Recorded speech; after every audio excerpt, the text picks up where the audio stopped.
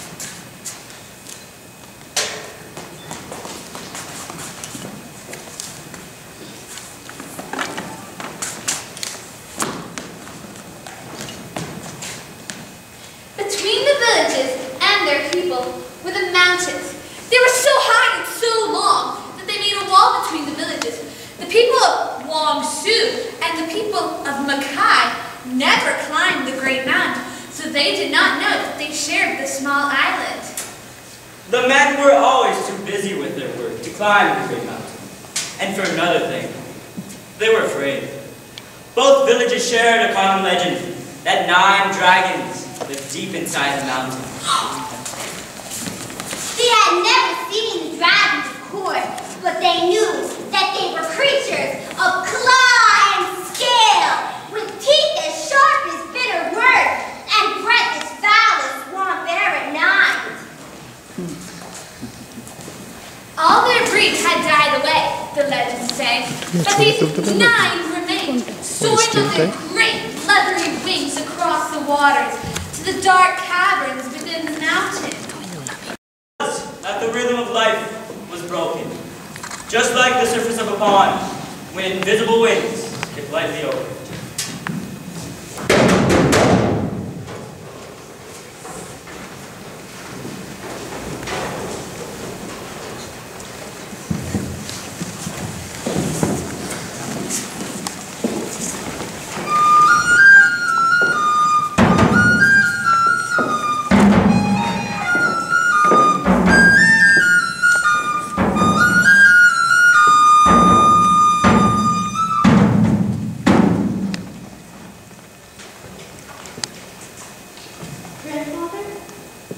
Yes, child? The people of the village are starving. There has been no rain, and all of our animals have gone away to the top of the mountain. Do not worry. We will send for the hunters to bring us meat. But that's where the dragons live.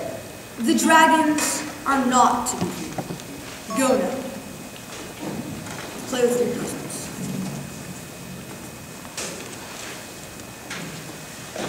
Another day without rain. The grain is dry, and the wind devours it.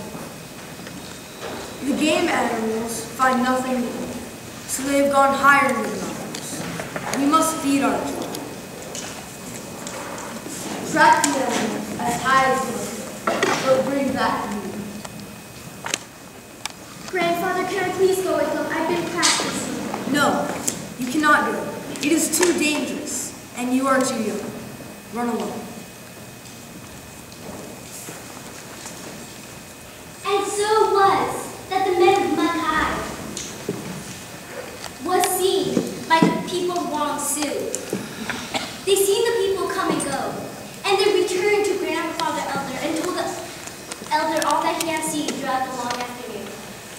Grandfather Elder Wangsu, I have seen it with my own eyes.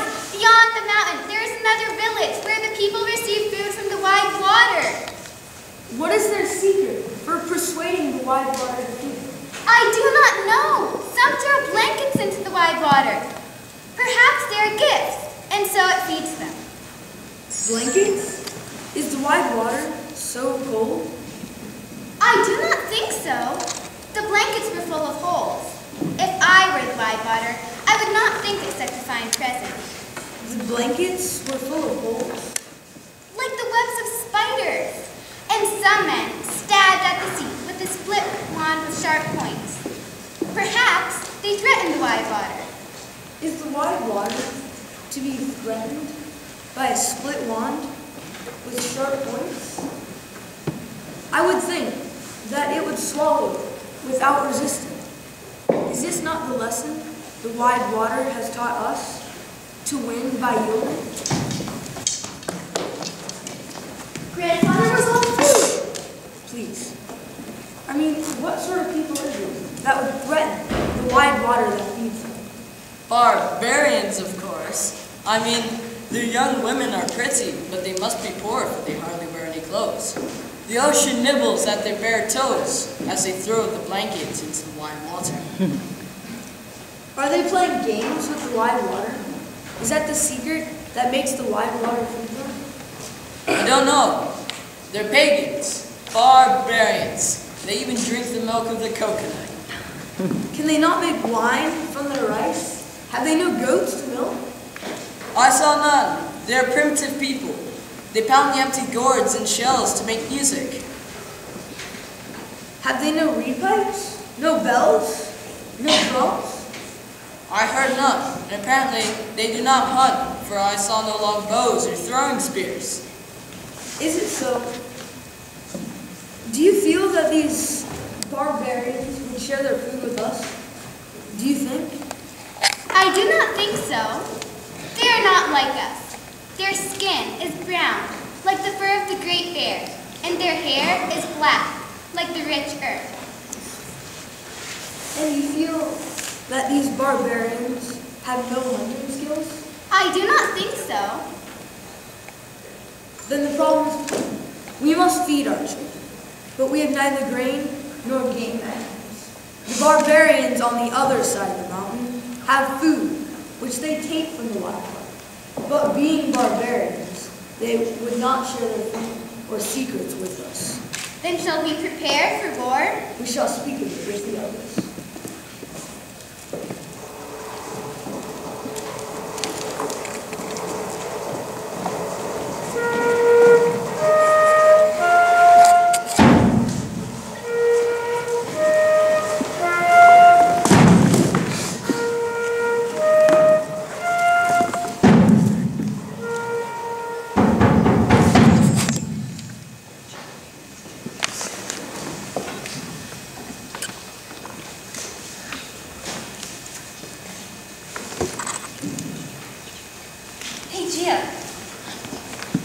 Have you seen anything? I have a feeling someone was observing us. No, I haven't seen anything. Now why? When you feel a tug, you pull it up as slow as you can. No, Gia. I'm pretty sure you pull it up fast. What are you talking about, Jing? You have to make the fish believe that they're safe. Gia, I think I know what I'm saying. Jing, I know more about fishing than you do. Guys, stop fighting and get on with the lesson. I really want to learn this.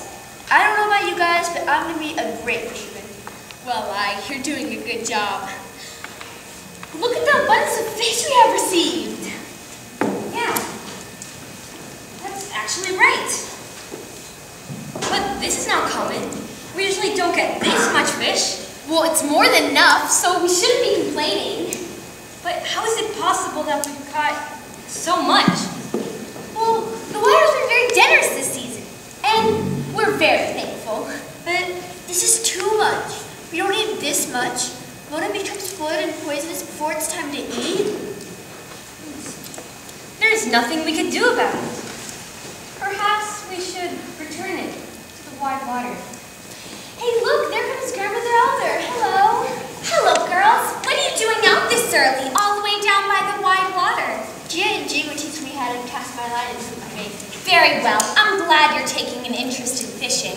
Indeed, she's doing very well for her first time at it. Well, I have been practicing. But Grandmother Elder, you know, is very curious. The amount of fish we have received. The wide water has never been this plentiful. Are you complaining, young fisherman? Oh no, it's just You that... think the food will turn bad before it's time to eat? Don't worry over something that hasn't happened yet. We may not have any other village to share it with, but that isn't a bad thing. Are you positive there is no one else? I'm quite sure that if there were another village on this island, we would have known of them by now. However, we are not alone. As you may know, the dragons live on the inside of the mountain. Dragons? There's no such thing as dragons. Oh yes, they do exist. They live deep inside the cave, in the mountain. And once a year, at the beginning of every summer solstice, we leave a bowl of fish for them, to let them know we're grateful for their protection. Exactly. Now, please, come hurry along with me, and fishermen, continue your fine work. I heard that there were some mussels down by the rocks. I'd consider going down there to collect some before the sun goes down. Yes, Grandmother Elder, we'll be sure to catch all of them. Thanks. I'll try.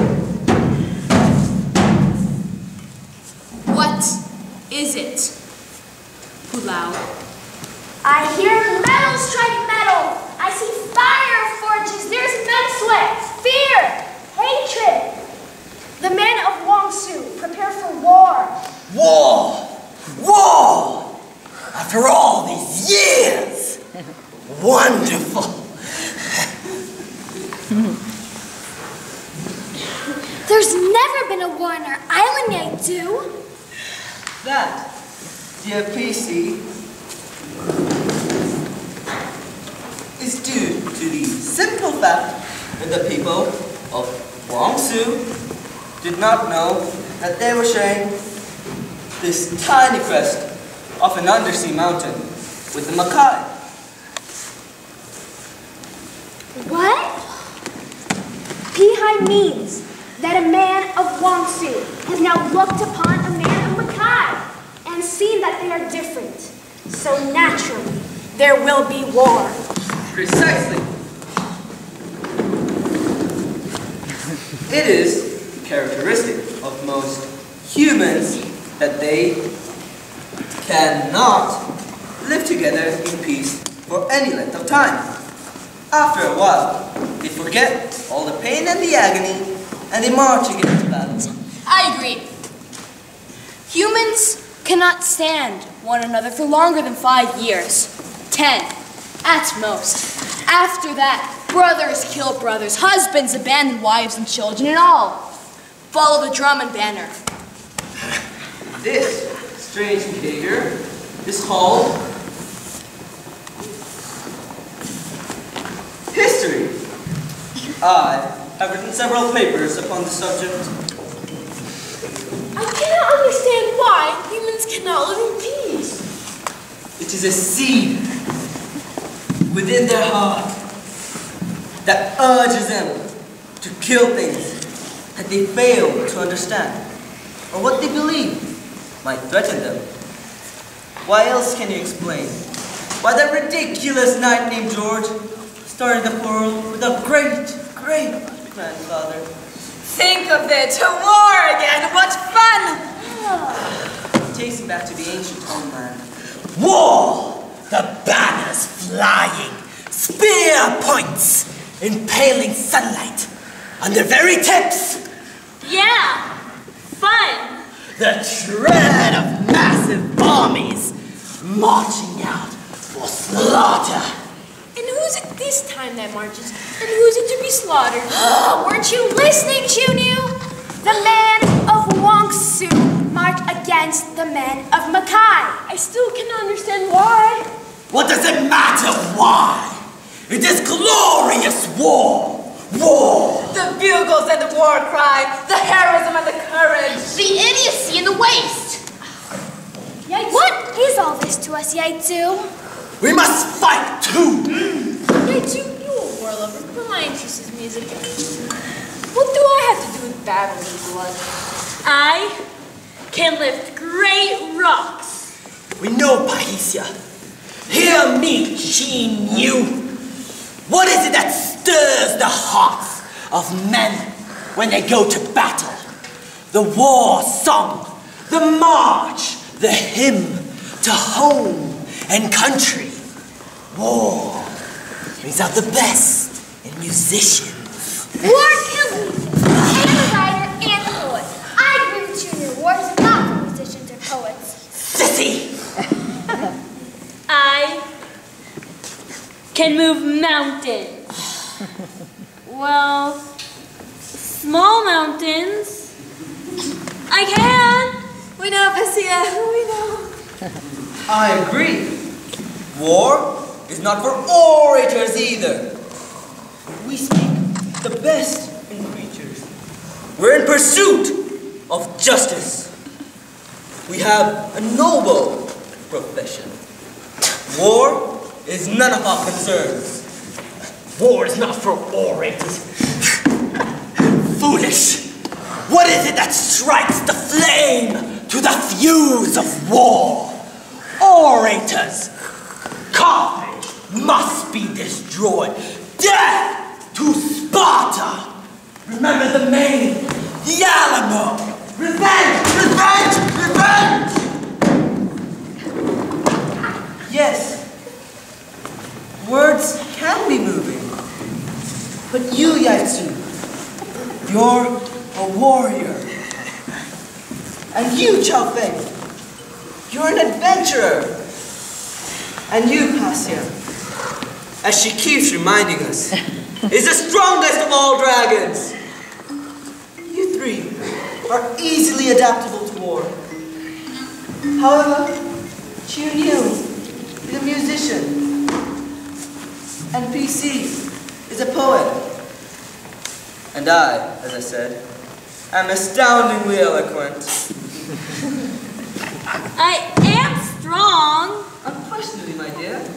However, my point remains that war is often fatal to poets, musicians, and elocutionists. You are a disgrace to dragons. I am ashamed to say that you are the same breed known to mankind for the use of the claw and fang. Pulao, dragon that gives the alarm. Do you vote for war? Well, in times of peace, there isn't much opportunity to give the alarm, is there? Chiwen, great dragon of the waters. What do you say? Well, I would rather rest on the river bottom, being caressed by the rushing fingers of the river, as I dream of mermaids. Why don't we consult Swanee? She's the elder one here. Yes, Paul Swanee. Swan is too old for war. She's half blind can barely catch a pig as it wanders by her cave. Her scales are dull and cracked, and she is so deaf, she didn't even hear a plow give the alarm. Yes, war is a matter for young dragons. I do not understand, Yaitsu. Why do you think that this war should involve dragons at all? Because it is the people of Makai who are threatened. They have always spread our tales to their children and their grandchildren, whispering our individual names to naughty children to put them to sleep. They deserve our help. Ah, but the people of Wangsu have also passed down our legends. They too have also whispered our names in the ears of their children. And they're from our country. Like us, they came from the ancient homeland. Yes, yes, I see now! We must fight alongside the people of Wangsu, not against them! Great dragon's blood! You don't care which side you fight on, you just want to fight! The thing is, the people of Wangsu pass on our legends, but they do not believe. We have come myths to them, story characters to frighten their children. Sometimes I've even heard them laugh as they tell our tales. Laugh? I don't think I like them laughing at our tales. There's nothing funny about them. Well, is this any reason to fight? Why don't we simply warn the people of Makai that the people of Wangsu are marching against them? Let them defend themselves. Yes, Chinu has a point. So do we. They're at the end of our tales. We know, Pasya. We know. How is it that you always know what I'm telling you? Because you've already told us 1,000,000 times. Now go do your exercises or sharpen your claws. Yes, and be still. Now, where was I? You agreed we should warn the people of Makai? Yes, if we warn the people of Makai and they see the Wangsu coming, maybe the Wangsu will fear them and not go against them. PC, you're the most skillful writer. Will you read the warning books? Gladly. Bessie, I need you. Why does it always have to be me? Because you have the finest pen. I don't like it. It's humiliating. Yes. Okay then. Right? Men of Makai, the people of Wangsu that live far from the mountain are marching against you. Prepare yourselves. Then write from your friends. It's lovely. Delicate strokes. Masterwork. Takes years to wear off, you know. Come. I have a special remedy that will help you remove the ink from your tail. Appropriate. You expect me to deliver such a letter? You would be the last dragon we would deliver it to. Because if a poor creature sees you, what would you do? You would eat them up. Of course I would. I am a dragon after all. I think Chow Feng should deliver it. She can fly higher than any of us, and she's brave. I agree. Chow Feng should deliver it. Will you, Chow Feng? Well, I would prefer war, which is the greatest of all adventures. But since there is an element of danger connected to this, I accept. And so it was. Chow Feng's brain carried the message to the people of Makai. She did not swoop down and scare everyone to death, as Yaitsu might have done, but glided silently and quickly over the rooftops at night. And in the morning, in the center of the village, there was a scroll for the people of Makai to see. But the dragons did not know of the legend of Makai.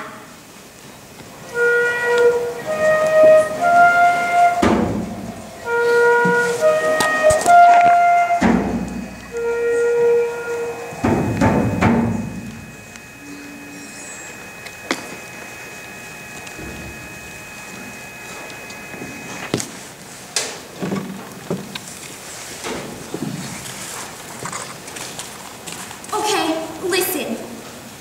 It was said that one day a Makai man chanced upon a scroll that spoke of wonderful places beyond the wide water. He trembled and died at once. Some say of fear, but others say of joy. And since that time, we Makai have been aware aware of the dangers of words. And that is why so few of us can read. Do you think it's pretty? It is pretty. No. It looks like birds in flight. What do you suppose it is? Who knows? But it is pretty. I think that's reason enough to keep it. Please, go roll it up in the great house where the entire village can come and see.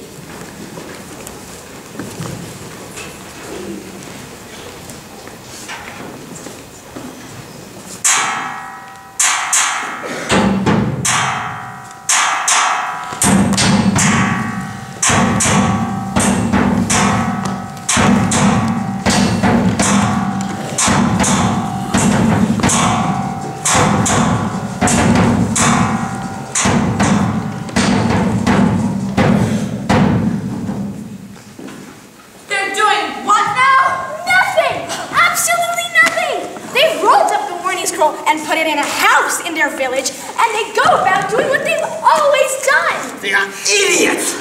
They deserve to be destroyed in a war! No one deserves to be destroyed in war. Has it ever occurred to you that the people of Mackay may not speak or read our language? Maybe they don't even read at all. Barbarians! Nobody should be called barbarian. Do you speak or read their language? As a matter of fact, I can speak many languages, all perfectly and eloquently. I'm delighted to hear that, because you will be going then. Me? Fly to a village of barbarians? I'd be taking my life in my hands if I did that. Humans are not civilized. They kill what they fail to understand. Maybe we'll go my night. Listen.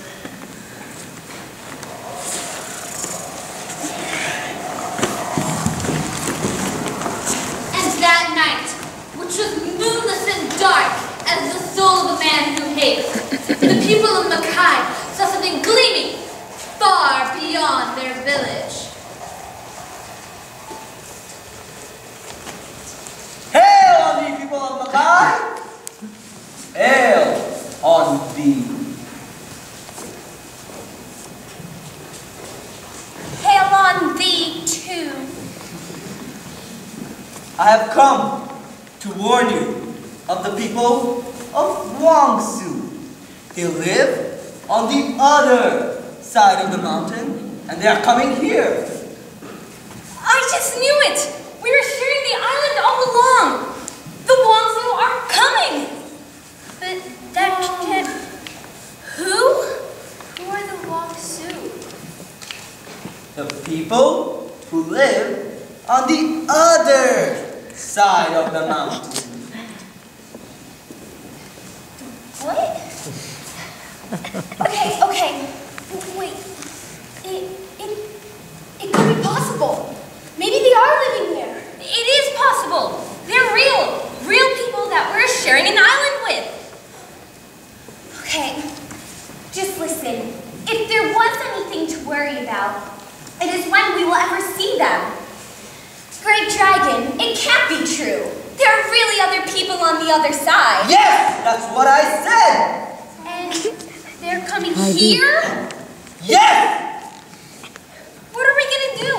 Oh, I know! We can have a luau! What? Actually, that isn't a bad idea. We can welcome them with a feast. A grand feast to make them welcome. Listen to me, you idiots! They aren't coming here for a party. They're coming here to kill you. Kill us? I just don't understand. Why would they want to kill us? It's not natural for men to just come and kill others. Others who have threatened them. Nonsense. It's done all the time. I'm sorry if we annoyed you, Great One.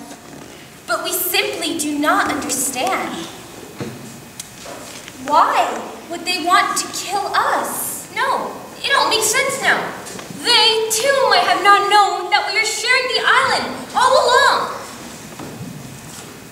How can you be so sure?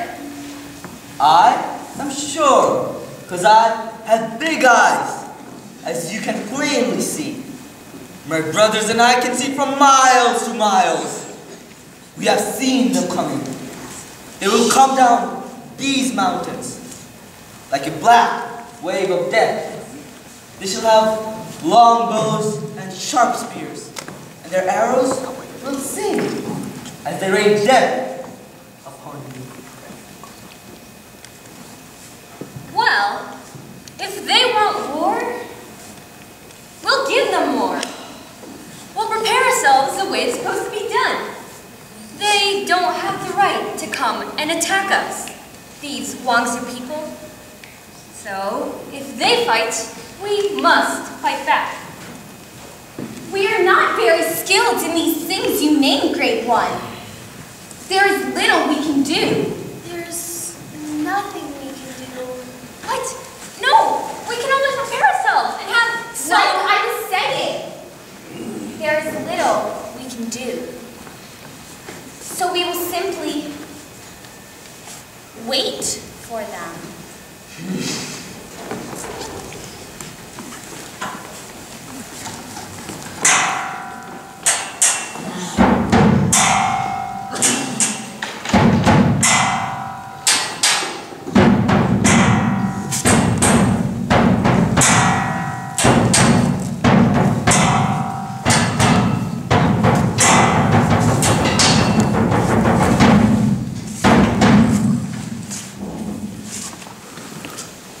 They are not arming themselves. Arming themselves? They want to give a party to the Wangsu. Such innocence.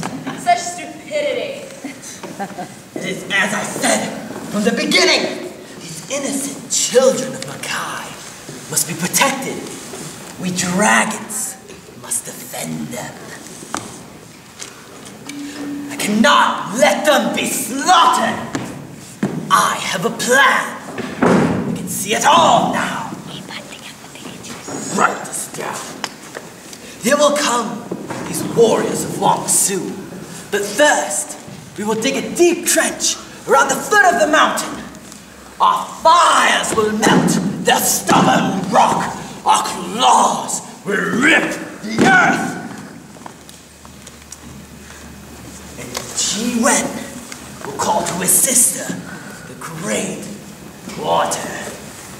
And she will fill the trench to the brim. And here, they will show the intelligence and cunning of dragons. She knew we'll go to the center of the Makai and play the reed pipes. The Wangsu, thinking their enemies at play, will be less careful. Then Paulo will give the alarm. High above, Pahitia will lift great rocks and hurl them down into the enemy.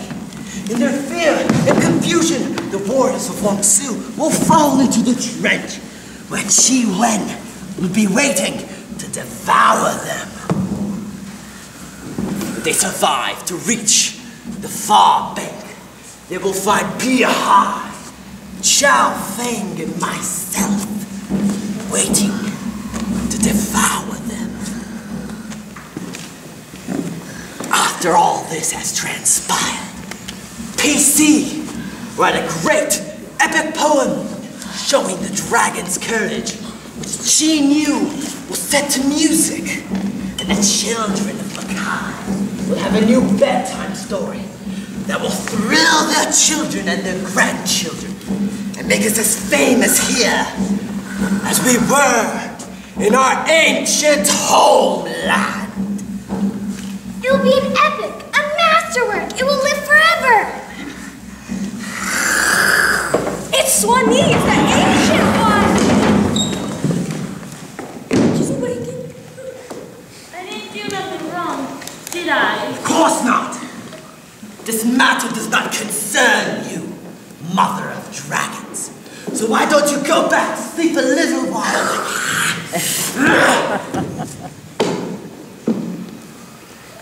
I heard everything. And I'm convinced that age has softened your brains more than my guns. Time has taught you absolutely nothing. War! Water trenches! Throwing boulders and at your age. I didn't do it. I didn't do it. I swear I didn't. Silence! You're beginning to think like humans. I'm ashamed of you. War is just a bad habit of humans. There's nothing noble or romantic about it. And now here is what I want you to do.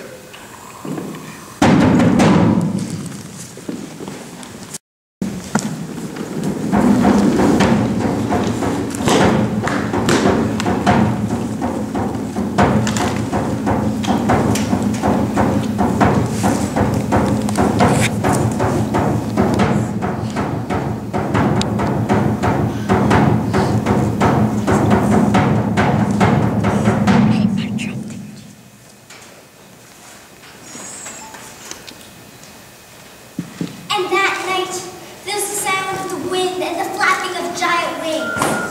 And the lamps of Wong Su was blown out of once. And when they were lit again, Grandmother Elder was not in his tent. A great shadow hovered over the hut of Grandmother Elder's time. And when the people came back in the morning, she had disappeared. Both elders found themselves deep in the mountains, in the inner court of the dragons, right before the throne of Swanee.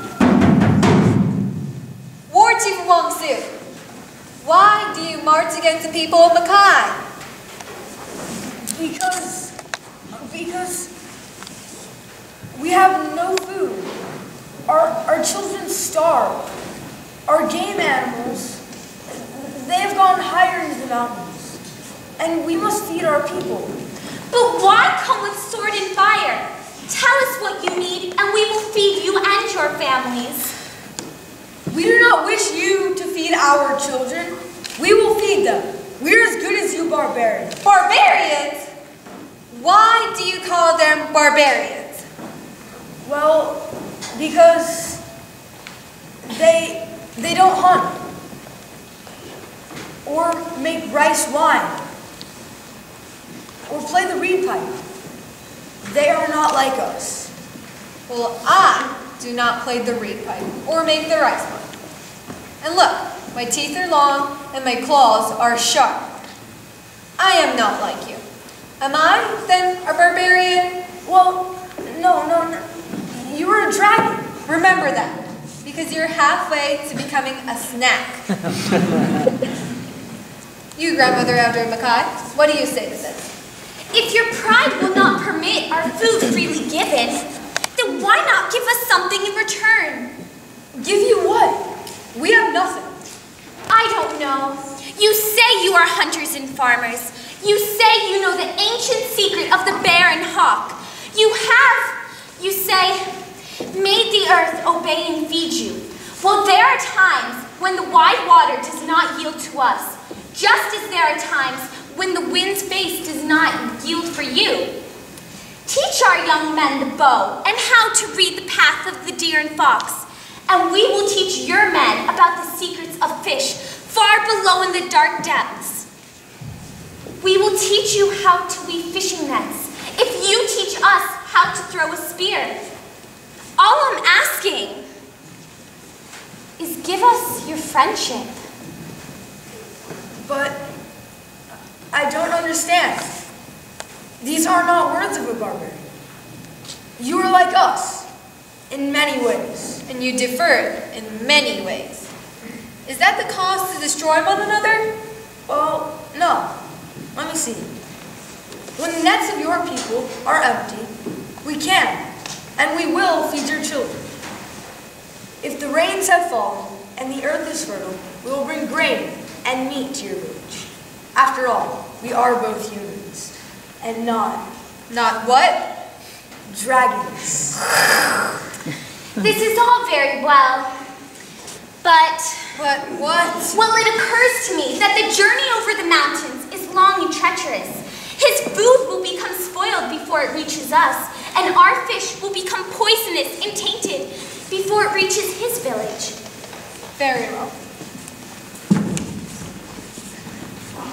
You have shown your hearts instead of the bright edge of your swords, which I'm surprised, but because of that, you may yet learn how to live together. It is a beginning. Give your thought to your mutual problem, and I'm certain you will solve it. Go now. Swami commanded the dragons to return Grandfather Elder Wangsu and Grandmother Elder Makai to their villages. Then, a few days passing, the people of Wangsu and the people of Makai worked together to create a passageway through the mountain to each other's villages.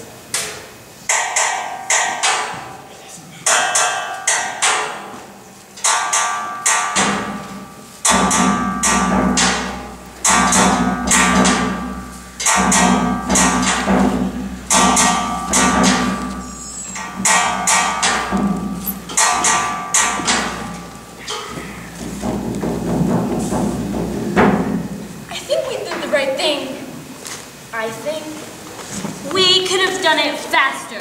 With our claws and fire, we could have done it in one afternoon. No! Good parents do not give their children everything they want, but what they need to grow and survive. They will value this mountain past more, because it is their own product of their labor and wealth. Perhaps, but was it necessary to use our cave as the passage? I mean, it was almost comfortable. The people will come and chop down our trees and close our caves. There will be no place for us. I do not like it either. Now the children of Makai will not have a story of how the dragon saved them from the Wangsu. Why complain? It is the twilight of our days. There is no place in the world for dragons where brother feeds brother and sword is not accepted as the answer to everything. We will just simply become one with our cousins, the unicorns and the phoenix. Not the unicorns. Dragons, hear us. We are pleased with your wisdom and your courage. From this day forward, you will live in a place prepared for you before time began. Your legends will outlive these mountains themselves. You will not die. Pull out. Pull out. Bell voice sound of the alarm. From this day forward, wherever artists show dragons on their bells, will be your image engraved there, so that men may know their skill in announcing both alarm and celebration.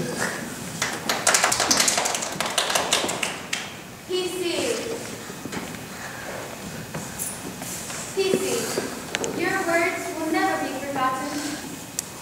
And from this day forward, your image will be carved on tablets of stone wherever poets honor dragons.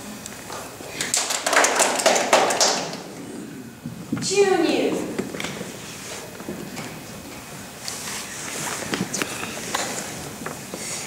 Junior of the reed pipes. From this day forward, your image will be carved on the pegs of all stringed instruments, so that men may forever admire your gift of melody and sweet harmony. Thank you, thank you.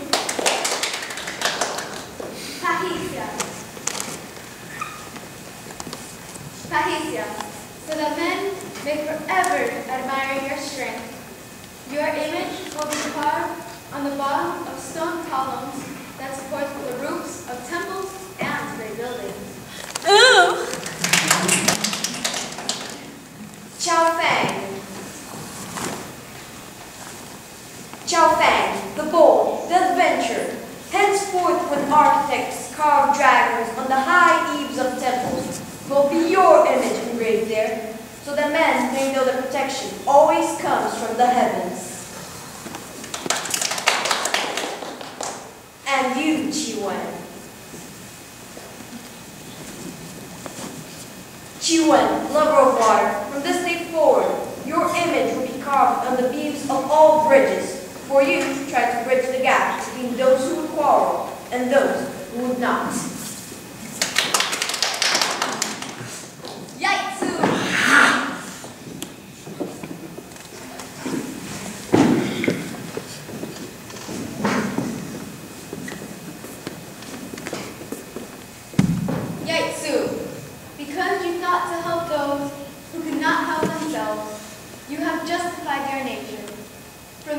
day forward, your image will adorn all circles to remind men of the power that is in the hand that impresses, for it carries the threat of a blade.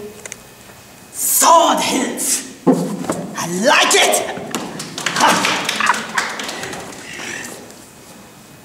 Beehive.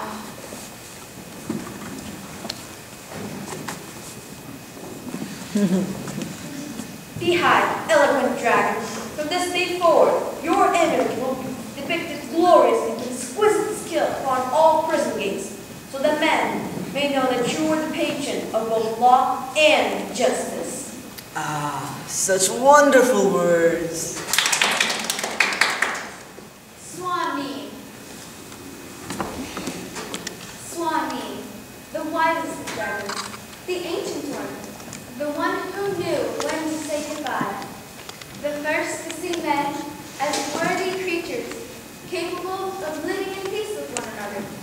You, and you alone, shall have your image carved on the celestial throne of Buddha.